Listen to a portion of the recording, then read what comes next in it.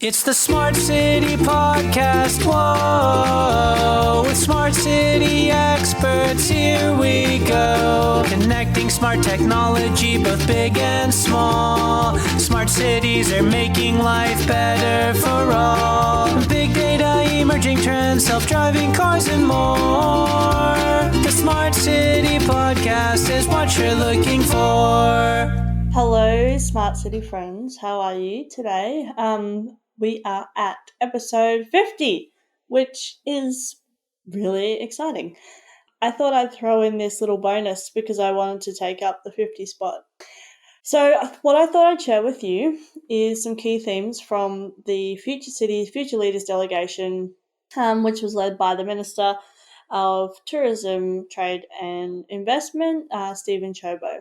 So you've heard me talk about that a little bit, but I thought I'd share some of my insights from that and also want to talk a little bit about Churchill Fellowship as well. Okay, so before I talk about the actual delegation itself, I want to tell you something that happened just after the delegation. So I decided to head to Kyoto, and it was raining pretty heavily, but hey, I was like, that's fine, like all good.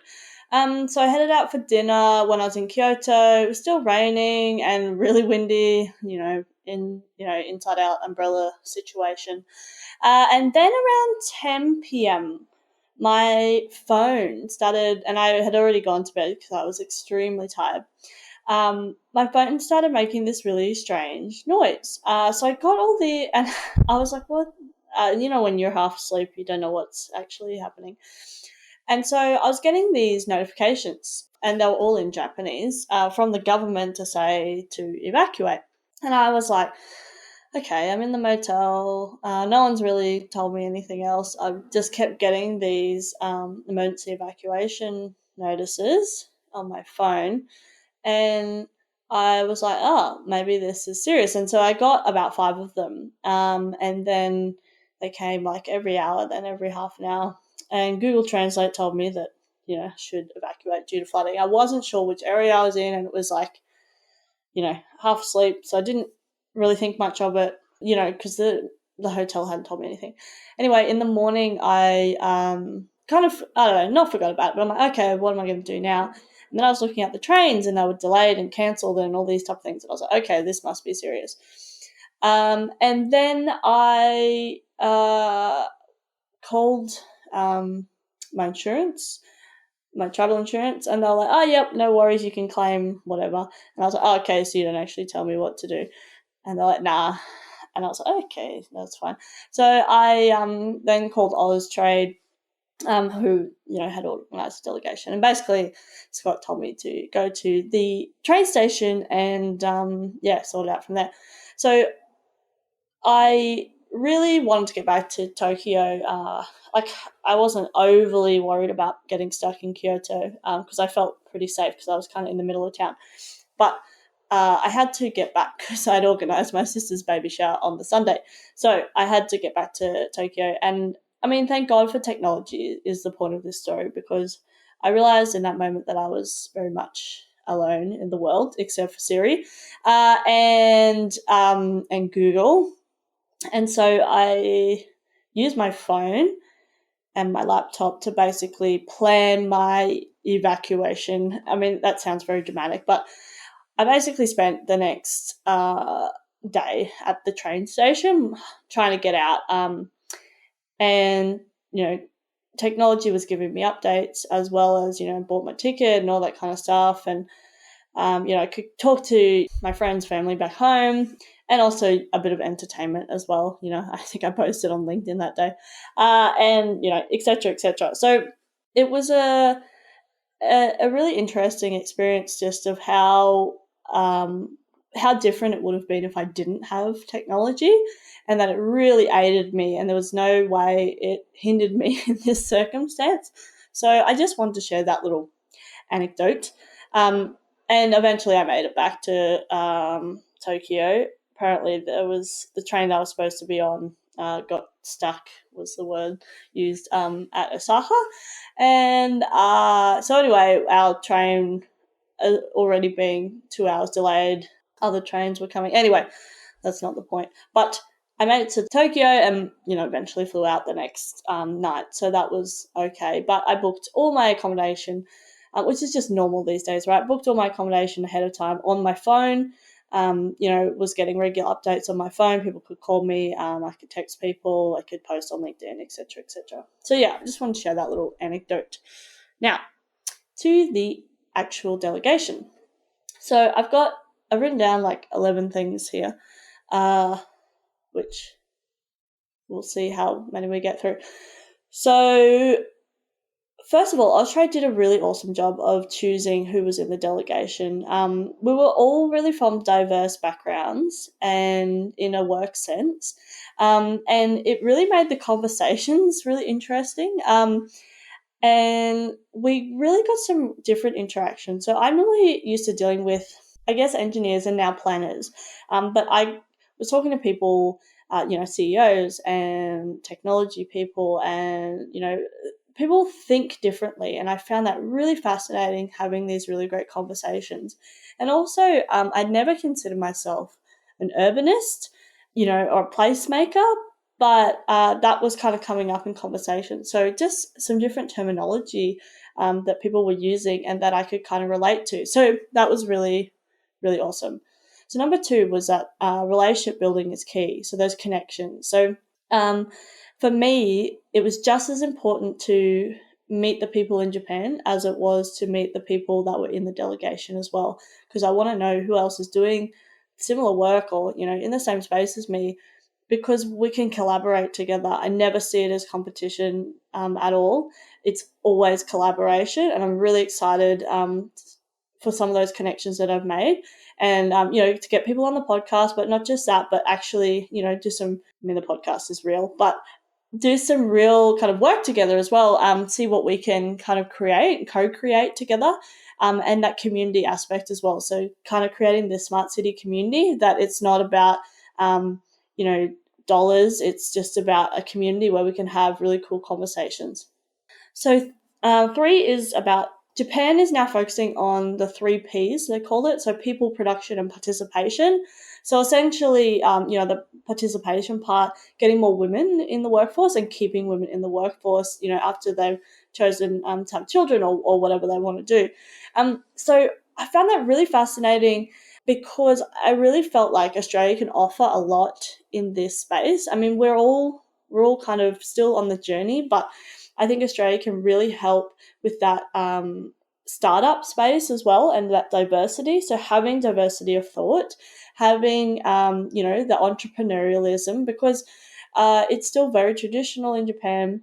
And I think it's all changing. Their approach to innovation, which I talk about a bit later, is different to ours, because it has to be, because of the circumstances that they've had to go through. So I think in that diversity space, I think we can have some really friendly conversations, and Australia can really help Japan thrive, because that's what they're focusing on. It's not like we're telling them what they should do or not do. It's actually helping them achieve their 3P goal. So number 4 is that Australia can offer a lot in the global conversation of smart cities. I had a lot of conversations on the podcast about where do we think Australia ranks and all that kind of stuff, and mixed responses based on people's experience, which is obvious, or expected, I should say. And it's been really interesting to kind of you think of Korea and Japan as quite advanced in technology, and in some cases they are. But in some cases, Australia can really add a lot to that conversation. And I think that we're not so far behind. We're focusing on different things, and so I think it's going to be that global conversation between, Australia, Japan, Korea, Europe. I think Australia can add something. We really shouldn't discount ourselves as being leaders in certain aspects, but also that we can learn from each other as well. It doesn't matter who's actually leading. It's that collaboration piece again. So I thought that was really interesting. Which leads on to the next one, which is there's some stuff in Japan that's really advanced, but there's some stuff that isn't, and which really surprised me. Like I use cash a lot, which I don't normally use, and when I went to change, I normally change, a couple $100 before I go somewhere, just so I have some cash for emergency purposes or whatever, cabs or whatever. And the guy behind the counter at the Travelex or whatever it was said, "Oh yeah, cash is or Japan is very cash heavy, make sure you've got a lot of cash." And I was like, "Oh, okay." And I thought he was just trying to upsell me basically to get $500 or whatever it was. Anyway, but yeah, it turns out he was not lying to me. And yeah, they use cash a lot, like places that I would go into on the last day because I'd run out the cash, so I didn't have to transfer it back. And I was, trying to use my card, and it's like, no, cash only, cash only. And these were upscale places kind of thing. Well, not upscale. I'm not upscale. Regular, restaurants and things where, you would spend maybe $30 or, more than that, not just a coffee shop or something like that. So yeah, I found that really interesting. And I think a lot of the tech side, which we get fascinated about, is like, the robot restaurant and like the automatic sushi train and that kind of thing, which is quite old technology. And, it's just what they've kind of focused on. And it is fun, it is interesting. But yeah, that really kind of surprised me, the kind of peaks and troughs of technology in Japan. And this number 6 is that there's a lot more to see. So we were only there for, the delegation was 3 days. I was there a week altogether, but I spent a day or two at the train station, Kyoto, etc. But yeah, there's so much more to see, and I'm really excited to go back there, which I'll talk about a little bit later. And so, yeah, this is really just the beginning. We went to a lot of kind of tech companies, but I really want to have conversations with the cities, or the regions and the cities, so the government agencies and that kind of thing, and see what they're doing, what projects they're doing, what collaborations they're doing. So I think that's really important. So yeah, that's so much more to see. This is really just the beginning, so I'm excited about that. I wanted to add this one in here, that Korea is really also highly advanced, and I think we forget about Korea sometimes, or we don't even think about Korea sometimes because it's not on our radar, whereas Japan is on our radar, right? So I just wanted to add that in. They're not the same, obviously, similar regions, but I think that there's lots of things that are similar. So I kind of go into this. So things that Korea and Japan have in common. So both the cultures are very different, but also very polite. So I really enjoy the business side of things because it's all about relationship building, and which I really love that. So it's not just about hard and fast kind of business deals. It's actually about building that relationship together. Both have really great public transport. Korea's is better, but I didn't say that. But in saying that, though, the traffic in Japan was much less, which it might have just been circumstantial, like when I was there, but that's what I felt, because there's still a lot of congestion in Korea, so they haven't quite solved that. And maybe it's to do with density. I'm not sure. I mean, there's more people in Japan, but I'm not sure about the density of places. So, but yeah, great public transport, both of them. But yeah, I found Korea much easier to use, but maybe I'm a bit biased because I lived there for 3 months. Both have really amazing food, which are both are very, very, very different, which I loved. I love trying new food, new things. Both have this really interesting mix of very old stuff, oldish stuff, so your kind of 60s, 70s vibe, 80s vibe, whatever, and then they have the very new and advanced stuff. So both have that kind of that similar feel where it's not all flashy high-tech lights and that kind of thing. They have a mixture, which I find really interesting. And in both places, really relatively easy to get around despite having strong language barriers. People say that Japan is quite easy to get around, and I found the same in Korea as well. But yeah, there is language barriers there. But learn a few phrases and you'll be okay. Again, with the aid of technology, I think, because both are quite well connected. I would say Korea, for me, was a bit more connected. I could get around a bit easier in Korea with technology, fastest internet in the world. I'm not sure what it's like. I was there, but I wasn't going to get a data data pack or whatever, thinking I could just use Wi-Fi, but then I got on the train from the airport and didn't have Wi-Fi, which I thought was pretty interesting. But anyway, I digress. Both have really great alleys and nooks, although Itaewon really wins out, which is in Korea. So really rich culture and just really fun. Like, that was really fun. And both have these friendly mountains that you can go and climb, and it's quite easy, or hike quite easy. I will say that Japan had much more green space, which I loved. So on the last day, when I was a bit tired after spending all day at the train station, so on the Saturday, I just walked around. I don't even know where I was, to be honest. I was in Shinjuku Gardens or something, and it was just amazing. And you could really block out the city. Korea has this as well, but there are more green spaces in Japan, which I think really helps with just that, I call it city anxiety, like that you're just buzzing all the time because of the city. So yeah, I found more green space in Japan, and I found that really kind of that last day was really good, just to walk around and have beautiful Japanese gardens to kind of just relax in, and it kind of blocks out the noise as well of the city. It was really interesting. So number 8 is that there's some really cool people in Australia working in the smart city space. That kind of, I've already kind of talked about this in number 1, but there really is, and people wouldn't necessarily say that they're working in the smart city space, but I learned a lot about, I want to learn more about, to be honest, the circular economy.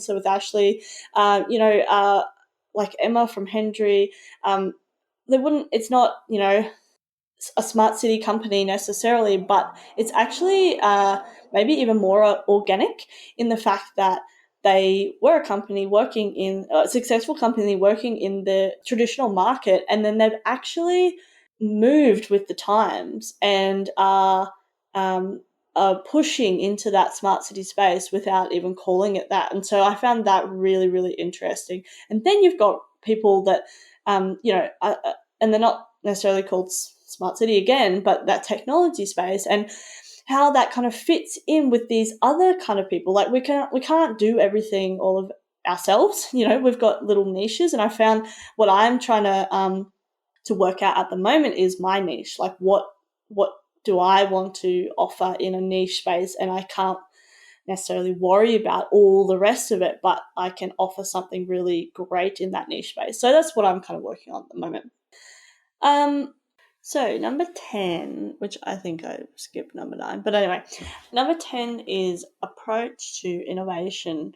So I think that our approach to innovation is different to the Japanese. So what I experienced was more that Japan kind of do a lot of innovation in-house in the big companies. So they just, kind of innovate as they're moving forward. And also, like, there's that part of it, but then there's the overcoming. They have to overcome these, natural disasters, and they recreate themselves and rebuild, and then move forward that way, which both, that's really exciting. I guess in Australia, we've kind of had the luxury that we can go outside these big organizations, and there's this entrepreneurial kind of movement happening at the moment, or has been happening the last few however many years, and so that's where we see the innovation happening. But actually, there's lots of innovation happening in-house in big organizations as well. So I don't think there's any right or wrong answer. It's just what we've had to deal with and overcome. So I found that really interesting. Number 11 is the aging population. So Japan is really dealing with this, or struggling with this, or faced with this challenge at the moment of the aging population, and also declining population, which there's a lot of people in Japan, but if they want to maintain that quality of life, they're going to really struggle with this declining population. And urban migration was another issue that they defined. So people leaving the regional areas and moving into the cities. Now, Both of these, so the aging population and urban migration, are key issues for Australia as well. Not the declining population, we've actually got population growth in the capital cities, but we do have declining population due to urban migration in the regional areas or some regional areas. So we can definitely learn from each other. They'll obviously be very different because of uh, just the different environments that we're going to have to deal with. Obviously, the density and all that kind of stuff. But at the end of the day, we're both human beings, and our cultures may be different. But when you drill down to it, we're all human beings at the end of the day, and we all just want a decent quality of life.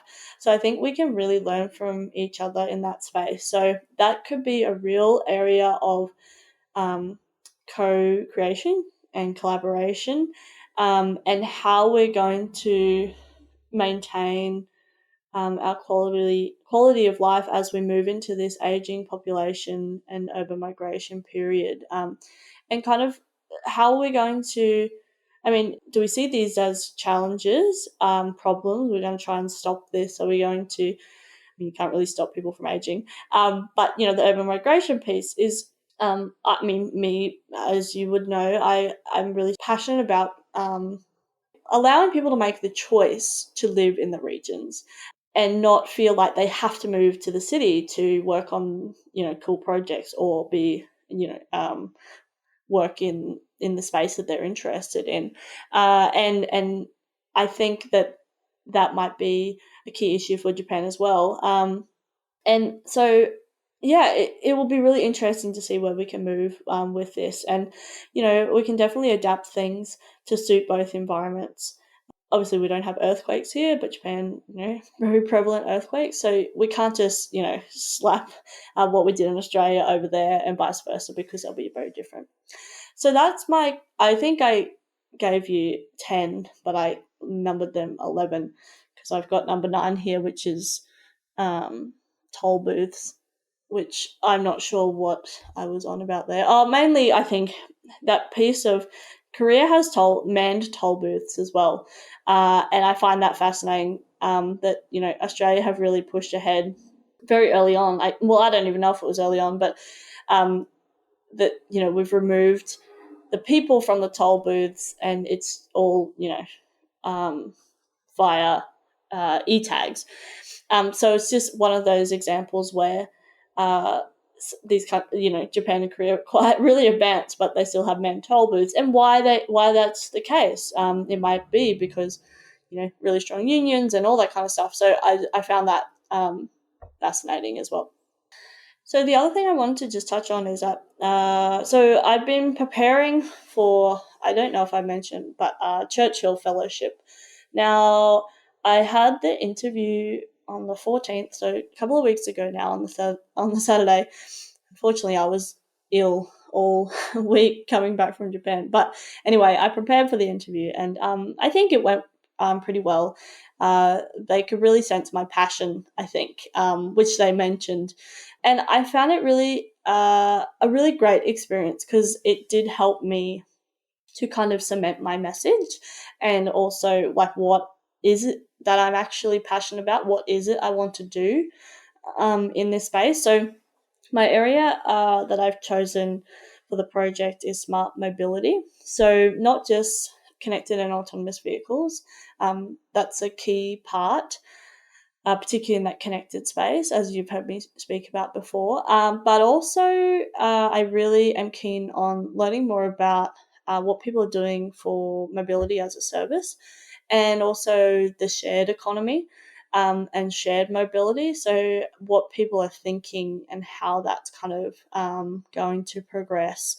So, they're the type of things that I'm keen on. So, I'm looking at going to Orlando, Toronto, back to Japan, back to Korea, but in meeting different people. Korea will be similar to the people I've met before, but they've kind of moved forward in some of those projects that I visited in 2016, and there's different projects happening, so I'm really excited to go back.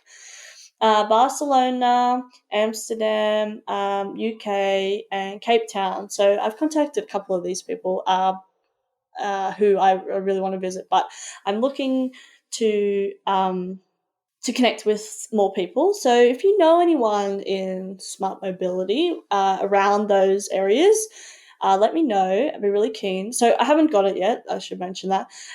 So I've been nominated. So after I was successful in the interview, so I've been nominated, and if I am selected from the national board, that will be in September. I'll find out.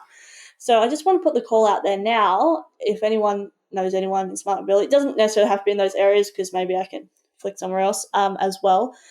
Please let me know. I'd be going in from March to May next year if I am selected. So just want to start putting the feelers out in that space, and let me know. So I hope you enjoyed this bonus episode, and it's number 50. So we're at 50 already, which is just amazing. And thanks so much for all of your support. I'm really keen to hear from all of you, I guess, and see where these collaborations with the Japanese delegation go, and then in the future, this if I'm successful in this Churchill Fellowship, the other global conversations that I can start to have, or continue to have, I should say. So again, thanks so much for listening, and I'll talk to you all again soon. See ya. It's the Smart City Podcast. Whoa! Thanks so much for listening to the Smart City Podcast. Show notes for this episode and all other episodes can be found at thesmartcitypodcast.com. If you have any questions or comments for me or any of my guests, connect with me via email, zoe@thesmartcitypodcast.com, or via the socials. I'm on Twitter and Facebook @SmartCityPod. As always, I hope you enjoyed listening to this episode as much as I enjoyed making it. Smart City Podcast is what you're looking